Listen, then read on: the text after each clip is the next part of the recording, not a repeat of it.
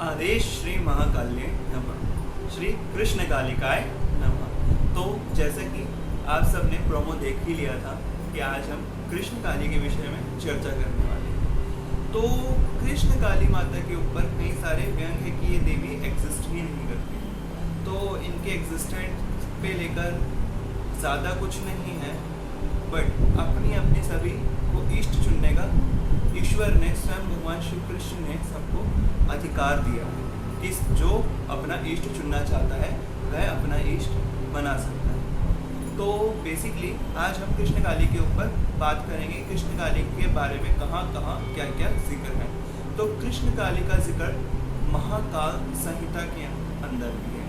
महाकाल संहिता बहुत ही ज़्यादा एक तंत्र के मार्ग में प्रचलित संहिता बताई गई है, जहाँ हम इसका जिक्र करते हैं। तो महाकाल संहिता में भगवान महाकाल कहते हैं कि भक्तों के कल्याण के लिए जगदम्बा अपनी शक्ति के साथ श्री कृष्ण के रूप में अवतरित हुई, जो अपनी भद्रकाली शक्ति को लिए कृष्ण रूप में प्रकट हुई थी। इस प्रकार की बात महाकाल संहिता में कही जाती है।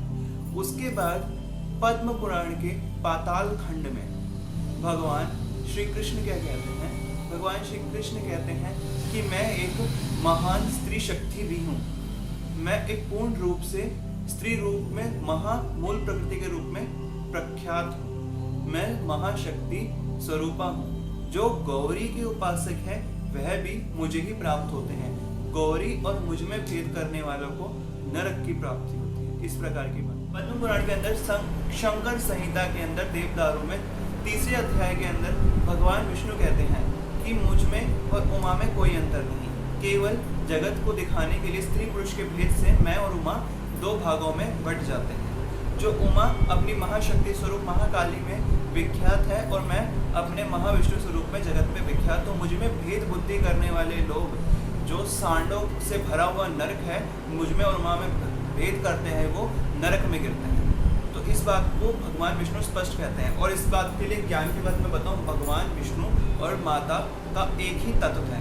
जो शक्ति है दोनों की मूल, वे दोनों भाई बहन के रूप में एक ही तत्व से विराजमान रहे गए हैं। इसके अलावा भास्कर, और या फिर कहते हैं कि भास्कर संहिता या फिर सौभाग्य भास्कर संहिता, उसके अंदर भगवान क्या कहते हैं कि जो दुर्गा है, भगवान तो नहीं कहेंगे, भैरव कह रहे हैं, तो उसके अंदर दुर्गा है, वो अपने उग्र रूप में काली है, और वही काली अपने पुरुष रूप में हरि है, और उनमें जो भेद बुद्धि करता है वह नरक में जाता है। इस प्रकार की बातें उसके अंदर लिखी हुई है। तो जैसे कि इसके अलावा एक और चीज, बृहद गौतमीय तंत्र के अंदर एक वर्णन आता है जहाँ क्या कहा जाता है कि जो दुर्गा है वह कृष्ण है, और जो कृष्ण है वह दुर्गा है। इनमें कदापि भेद बुद्धि नहीं करनी चाहिए। इसके अलावा जो हमारा श्रीमद् देवी भागवत महापुराण है, उसके अंदर 9वें स्कंद के अंदर पहले अध्याय में क्या कहा गया है कि जो काली है उनकी शक्ति परब्रह्म श्री परम कृष्ण से बिल्कुल बराबर की है।